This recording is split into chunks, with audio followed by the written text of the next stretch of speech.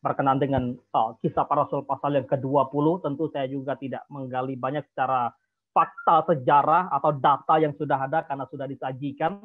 Tapi juga tentu saya rindu menjawab beberapa pertanyaan tadi ya tentang bagaimana pergumulan kehidupan gereja. Ya jelas bahwa kepergian Paulus dari Efesus itu bukan satu kebetulan. Ya, kalau bicara waktu cukup nggak 3 tahun atau 3,5 tahun atau 3 tahun tadi menjawab pertanyaan Pak Ucok, tidak akan pernah cukup. Waktu tidak akan pernah cukup untuk mempersiapkan baik itu penetua maupun jemaat menjadi jemaat yang dewasa. Sampai kapanpun ya, karena itu kita perlu belajar secara terus-menerus, mandiri juga, PA juga tadi sudah disinggung oleh Pak Eri.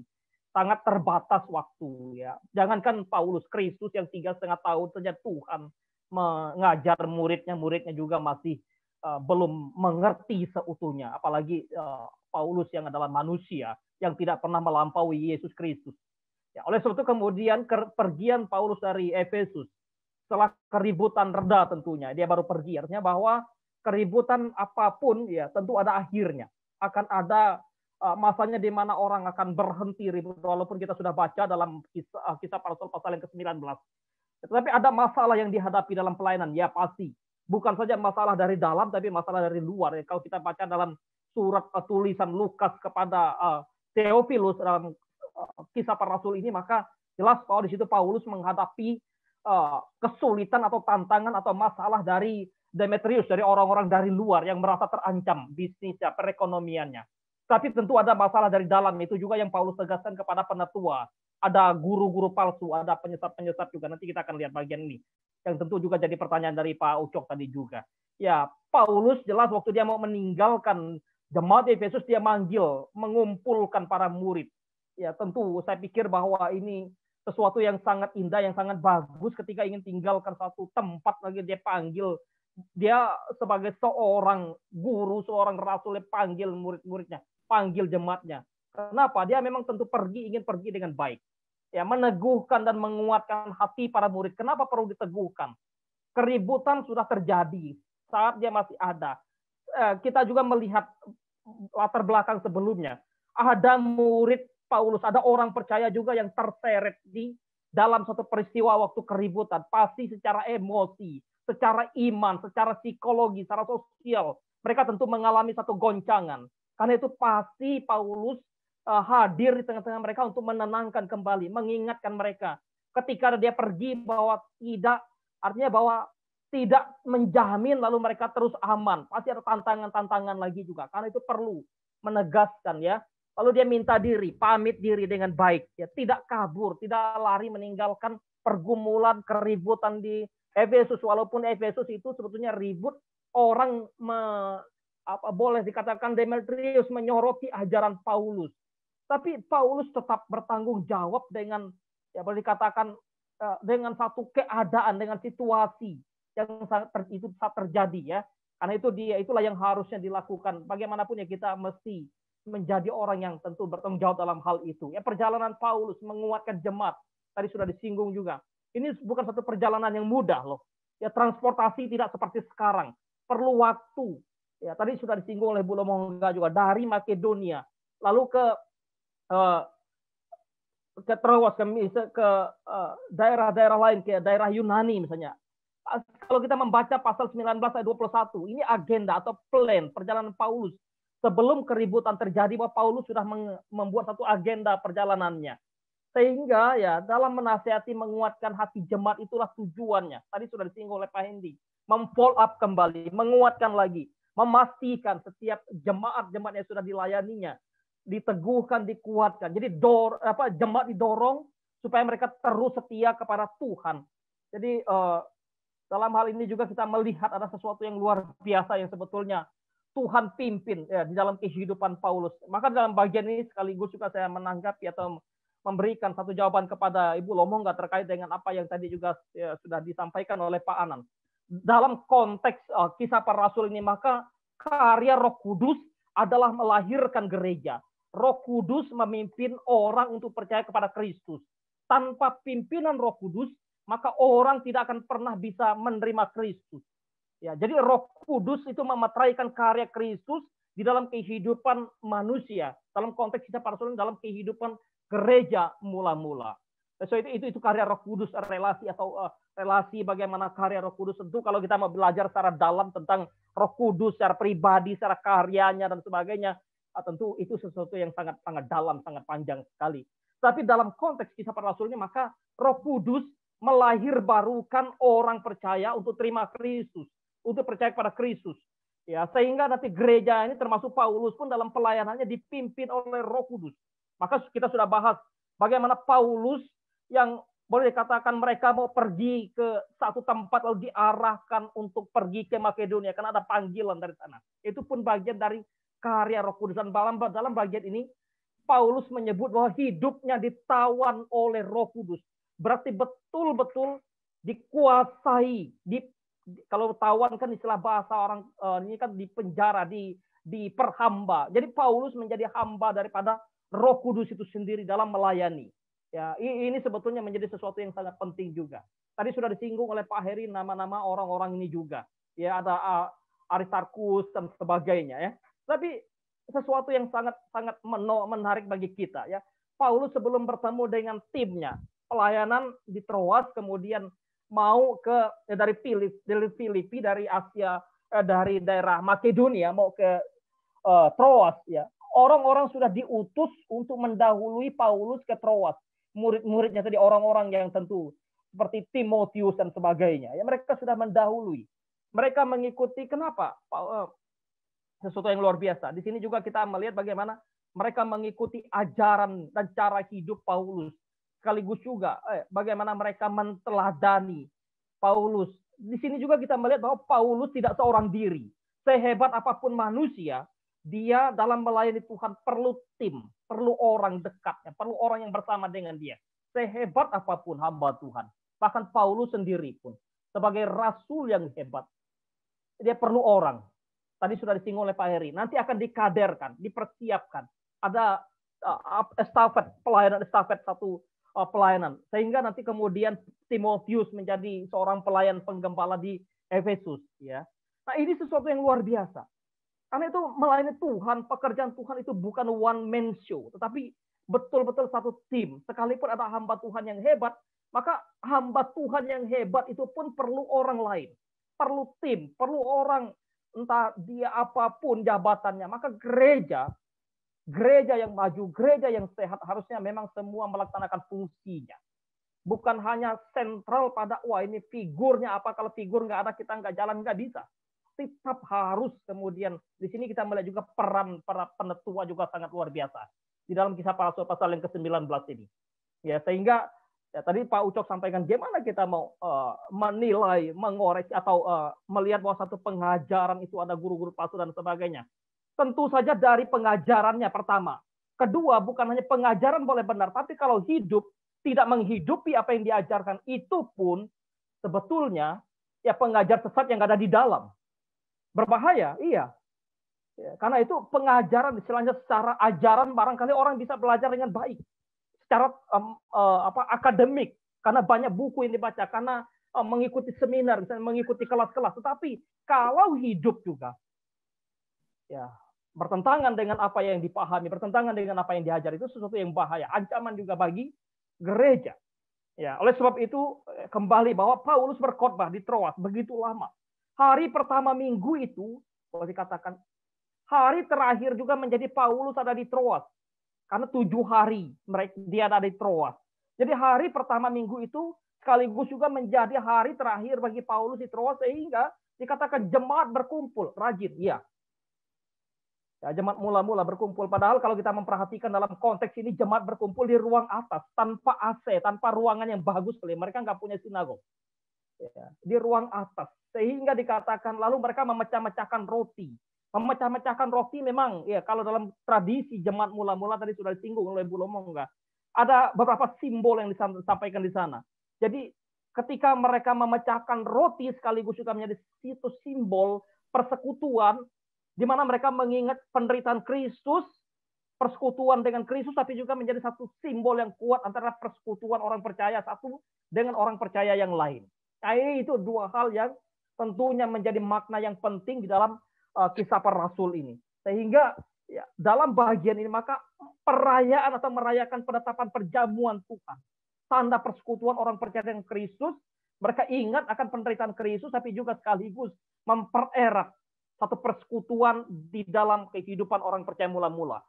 Ya, sehingga mereka nggak macam-macam kalau mereka ya, betul-betul melakukan satu persekutuan. Ya, ini penting sekali juga. Bagaimana gereja sekarang juga sebetulnya sudah banyak kehilangan arah. Saya pikir ya, tentu tidak semua tentu ya.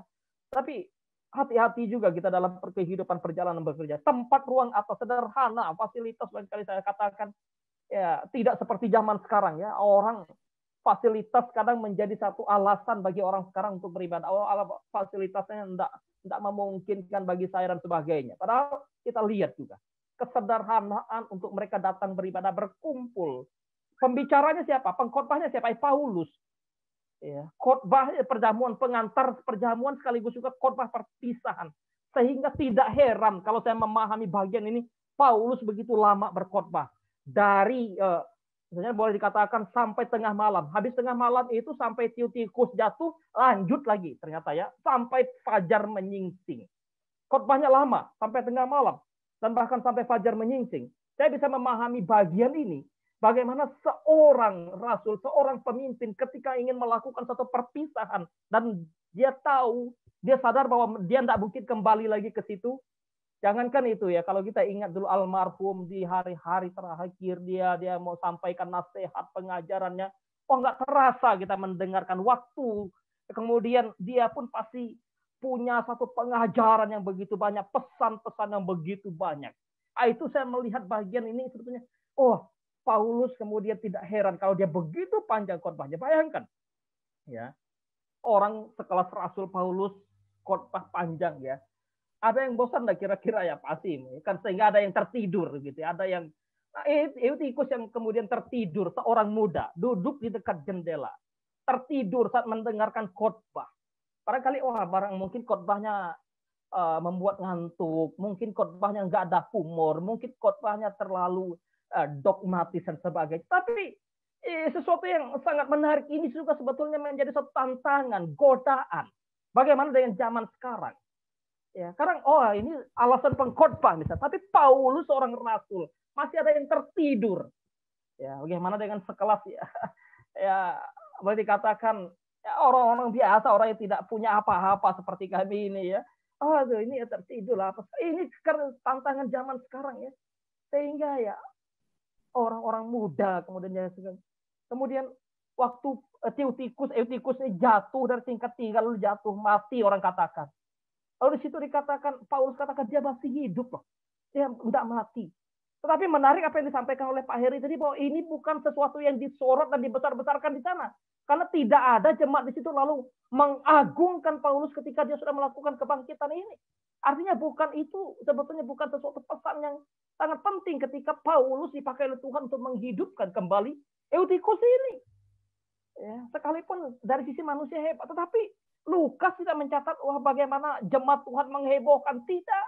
Mereka lanjut lagi ibadah. Mereka lanjut lagi gitu ya. Paulus lanjut lagi pelayanan. Sehingga waktu melihat ini, ya tidak semua kita untuk mencatat bagian-bagian seperti ini. Di dalam perjanjian lama, ada 2 nabi, misalnya Nabi Elisa dan Nabi Elia dan Elisa. Dengan cara apa yang seperti Paulus ini pakai. Misalnya orang banyak tentu dalam hal ini merasa tersinggung. Kita melihat bahwa apa yang dilakukan oleh Elia waktu membangkitkan seorang atau menghidupkan seorang anak janda di Sarfat itu ya. Ini salah satu kisah. Kemudian waktu Elisa menghidupkan seorang anak perempuan Sunem juga di 2 raja-raja. Hanya di dalam perjanjian lama 2 cara ini yang dipakai. Ya Kristus kan tentu beda waktu membangkitkan Lazarus. Ya kemudian membangkitkan selain Lazarus ada lagi seorang yang dia bangkitkan dari kematian ya. Tapi paling tidak bahwa ini bukan sesuatu yang dibesarkan dalam bagian ini. Lukas tidak melihat, tidak menyorot terlalu dalam tuh bagian ini.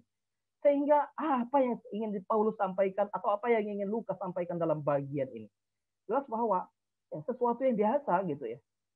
Jangankan Paulus membangkitkan, pasal sebelumnya kita sudah bahas bagaimana sapu tangannya juga bisa dipakai untuk melakukan mujizat. Tapi orang-orang enggak istilahnya bukan sesuatu yang spektakuler lalu dibesarkan lah.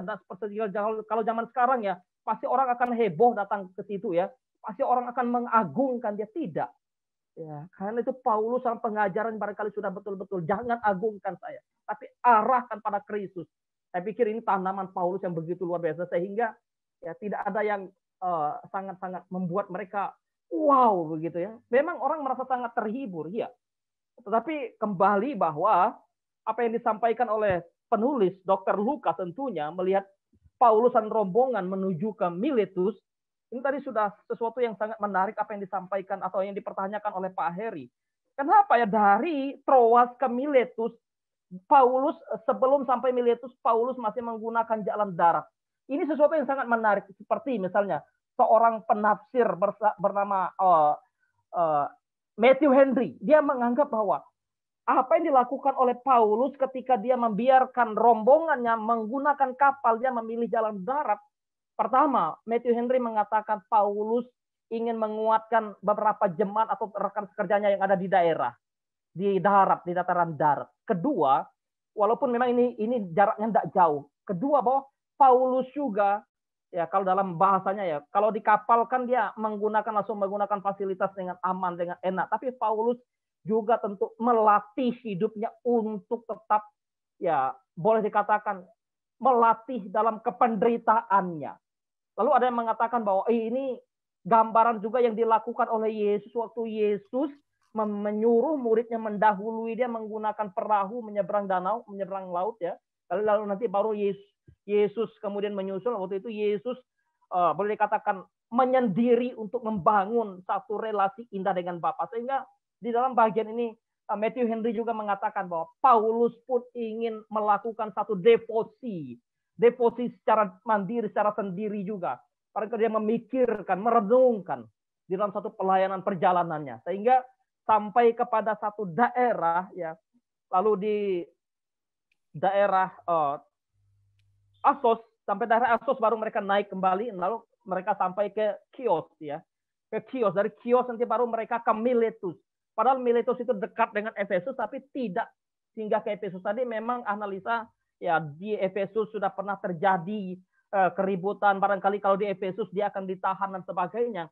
Tetapi Lukas memberikan satu laporan bahwa Paulus memang ingin terburu-buru untuk mengejar perjalanannya tiba ke Yerusalem. Ya, jadi waktu supaya jangan habis waktunya di Asia, mengejar hari raya Pentakosta. Ini sesuatu yang sangat penting juga. Pentakosta di Yerusalem, kenapa Paulus begitu mau mengejar sana? Pentakosta di mana orang Yahudi diaspora berkumpul di Yerusalem, sehingga itu menjadi satu kesempatan bagi Paulus untuk sekaligus membawa ya, uang yang dikumpulkan dari beberapa jemaat yang ada, menyerahkan pada masa Pentakosta di mana orang sedang berkumpul di sana. Pertama, kedua, ketika ada di Yerusalem waktu Pentakosta, orang Yahudi banyak di sana, maka bagi Paulus kesempatan untuk memberitakan Injil juga kepada orang-orang Yahudi yang berkumpul dari berbagai tempat di Yerusalem. Sehingga momentum yang tepat, Paulus rindu untuk berada di tempat yang tepat.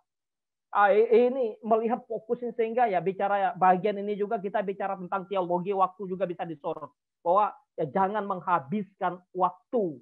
Jadi jangan memfoya-foyakan waktu, menggunakan waktu. Fokus pada apa yang ada. Walaupun ada tetek bengek di sekitar kita yang bisa menyita waktu, tenaga, dan sebagainya, tapi fokuskan kepada satu waktu. Ya. Jadi Paulus mengutus, karena dia tidak bisa ke Efesus, Paulus mengutus penetua dari Miletus ke Efesus untuk menjemput penetua di Efesus. Padahal sebelum dia tinggalkan Efesus, dia sudah khotbah panjang lebar. Sangat panjang. Tapi ternyata masih ada pesan-pesan yang perlu dia sampaikan.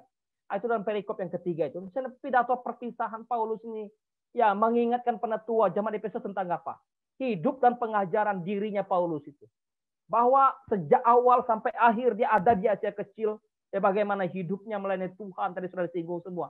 Kerendahan hati, ada tantangan, ada kesulitan, ada penderitaan alami, ada. Ya, tidak pernah lalai dalam mengajarkan kebenaran. Semua kebenaran yang dia terima dari Tuhan diajarkan lengkap. Tidak ada yang tersisa dari apa yang Paulus miliki, yang Paulus terima dari Tuhan, sehingga tidak ada yang tersisa lagi untuk dia sampaikan kepada jemaat yang ada di Efesus, kepada orang-orang di Asia yang tentunya jemaat-jemaat yang dia kunjungi itu. Ini sesuatu yang luar biasa. Aset yang luar biasa. Harta yang luar biasa yang itu kebenaran Paulus sudah berikan kepada mereka. Tujuannya apa? Pasti ada tujuannya. Yang jelas tujuannya itu apa? Pertobatan, itulah yang menjadi tujuannya. Ayo, Ma.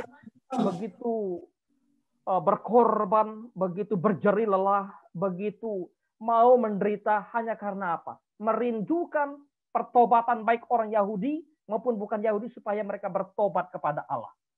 Supaya mereka percaya pada Kristus. Nah, itulah. Jadi tujuan pelayanan itu bukan untuk pemuliaan diri.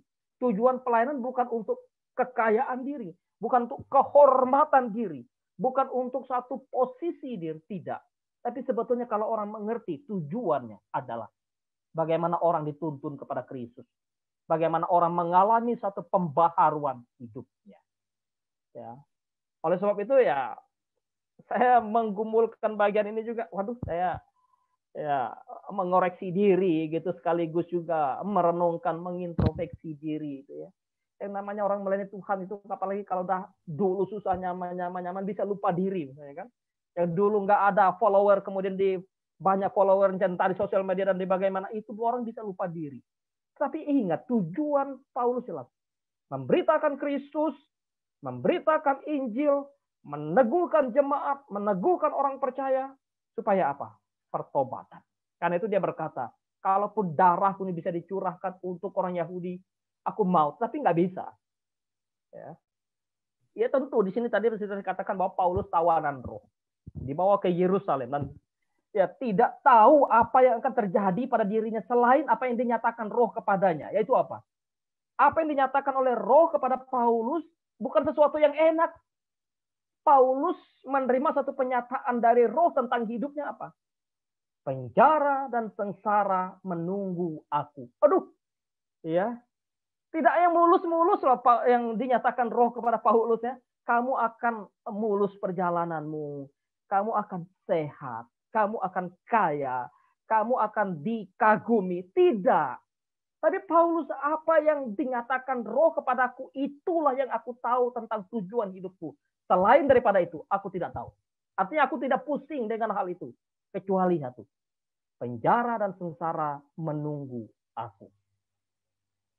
Ini merenungkan bagian ini juga sebetulnya. Iya ya, hidup orang Kristen sebetulnya mengikut Kristus itu.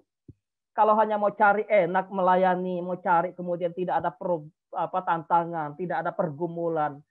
Waduh, ini sebetulnya bukan melayani. Karena itu dulu Pak Bigman selalu mengatakan, melayani Tuhan itu mencari masalah loh. Kalau tidak mau cari masalah, ya jangan melayani gitu ya.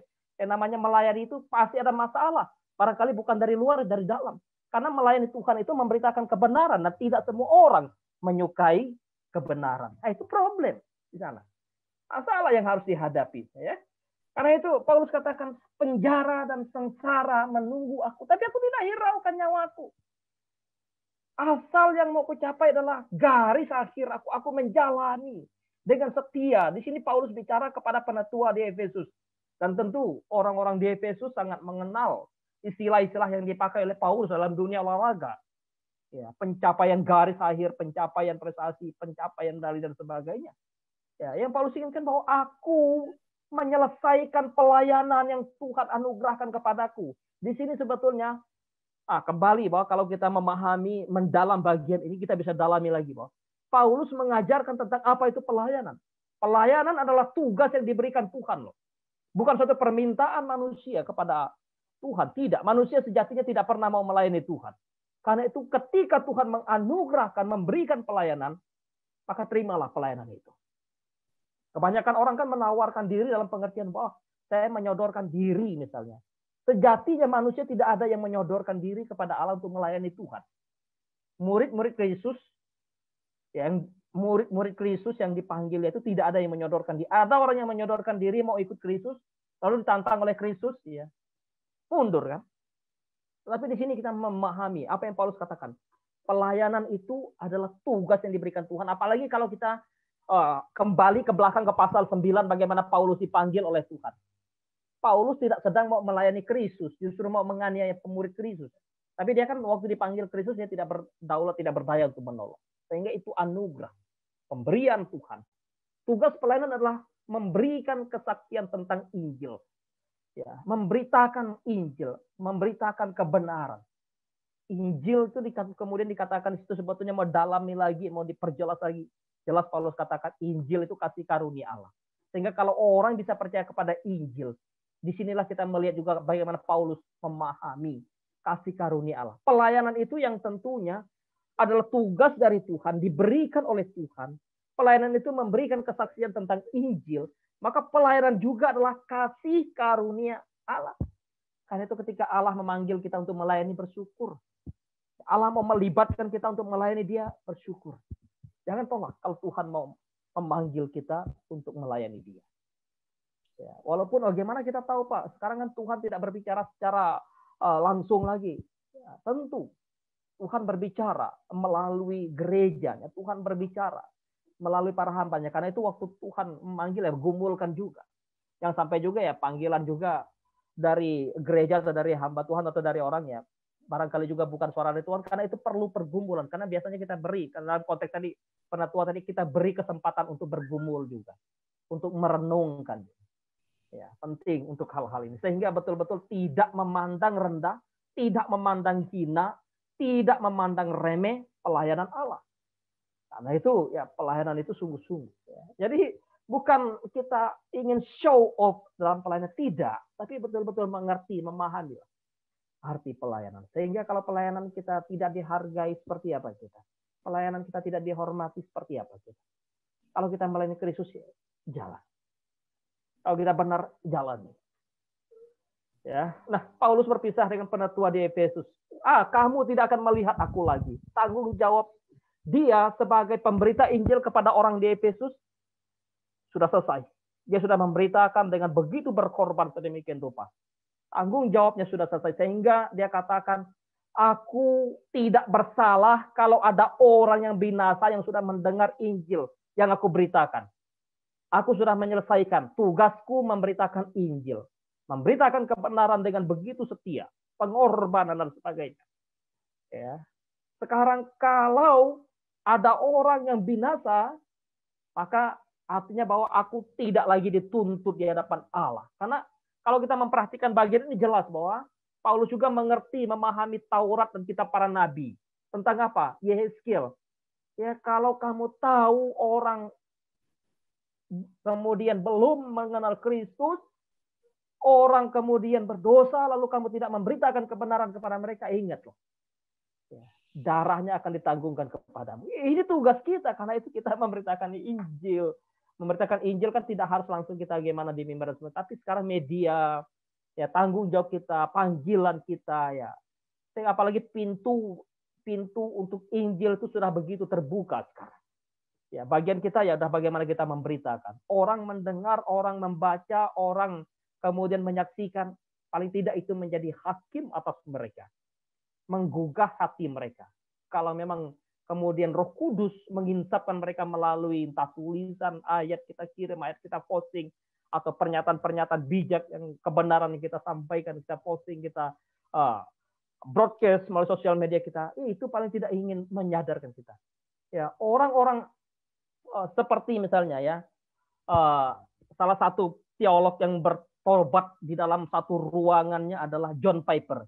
John Piper itu dia digelisahkan ketika dia ada dalam ruangan kosnya, ruangan kamar yang begitu sempit.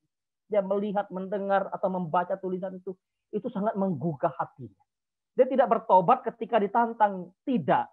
Ketika seminar atau ketika KKR, tidak. Dia bertobat ketika dia ada di dalam ruangan kamarnya. Itu bagaimana cara Tuhan mempertobatkan orang ketika Injil diberitakan itu kita nggak tahu gitu ya. Tapi luar biasa permintaan Paulus kepada penatua di Efesus. Tadi dikatakan bahwa mereka harus menjaga diri, harus menjaga jemaat, ya. Menjaga diri, menjaga jemaat. Kalau kita memperhatikan bagian ini dengan tulisan Paulus kepada Timotius yang menggembalakan jemaat di Efesus, maka Paulus mengingatkan Timotius, awasi dirimu dan awasi ajaranmu. Sehingga itu penting. Karena Paulus menempatkan Timotius melayani di Efesus. Atau kita melihat di Efesus pasal yang ke-6. Di situ Paulus juga berbicara dalam suratnya. Awas, kemudian apa? Ya, pergunakanlah perisai iman, perlengkapan atau pergunakanlah seluruh perlengkapan senjata Allah. Karena perlawananmu bukan saja melawan darah dan daging, tapi melawan penghulu-penghulu di udara.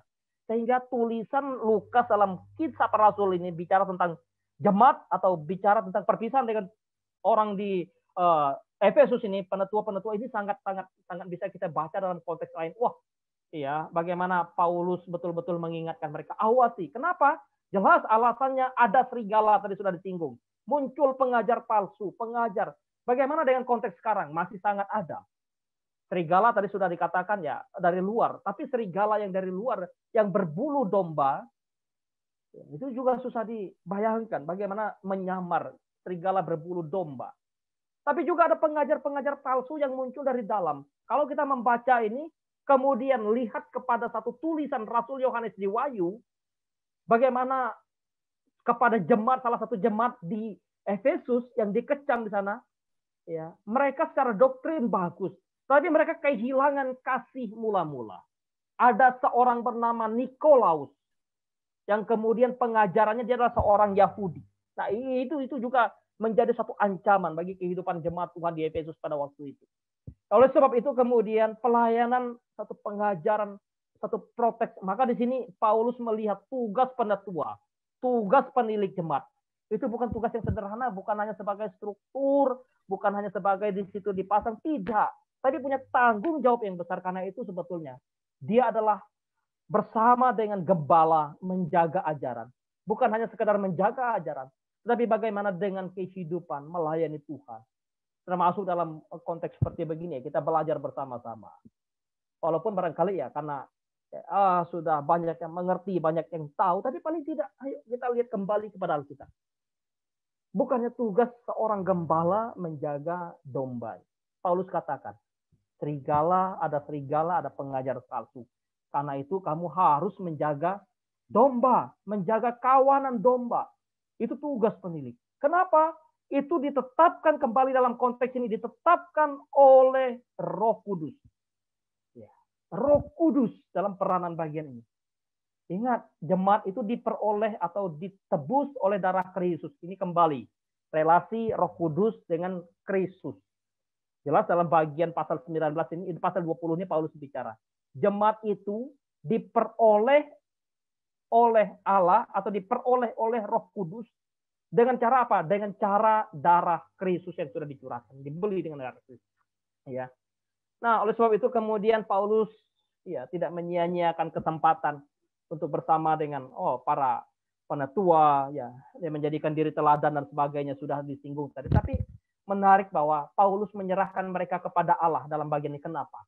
Menyerahkan para penetua kepada Allah, kepada Tuhan dan firman. Ini relasi tadi. Saya sekaligus menjawab pertanyaan Bu Lomongga. Relasi Roh Kudus, Kristus, dan firman. Paulus menyerahkan mereka ke dalam tangan Tuhan dan sekaligus juga kepada firman. Kenapa? Mereka adalah milik Allah pertama. Kedua, Paulus sadar betul. Mereka terus harus dibangun dengan apa? Dengan firman. Lewat apa? Lewat firman. Omong kosong orang bisa bertumbuh menjadi orang percaya tanpa mau bergumul dengan firman. Ini kita garis bawahi. Omong kosong orang bisa bertumbuh ke dalam anugerah Allah tanpa ia mau bergumul dengan firman. Karena itu firman berkuasa untuk membangun. Di sini Paulus tulis juga. Firman berkuasa untuk membangun. Firman berkuasa untuk menguduskan mereka. Wah, saya membaca bagian ini betul-betul sistematisnya ya, ada teologinya, sesuatu yang tentu juga sangat praktikal juga ya, menolong kita sebagai jemaat Tuhan, orang-orang percaya tubuh ini. Ini satu perpisahan yang sangat mengharu birukan perasaan mereka.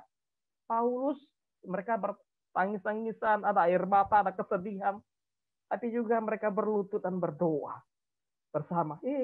Mengakhiri satu pertemuan dengan satu keindahan, keharu biruan. Aduh, ini sesuatu yang luar biasa ya. Saya percaya, saya rindu bagaimana kalau kita hidup sebagai orang percaya dalam zaman sekarang. Ya, hidup dalam kebenaran Tuhan. Gereja saling memahami, jemaat saling memahami, saling menopang dalam melayani, bersama bergandengan tangan. perpisahan akan ada pasti. Paulus tidak bersama mereka selamanya. Tapi mereka tidak boleh putus asa, tidak boleh frustasi. Karena ada firman, ada Roh Kudus yang menolong mereka. Mereka milik Allah. Itulah yang harusnya kita sadari, kita hidup di dalam hidup sekarang.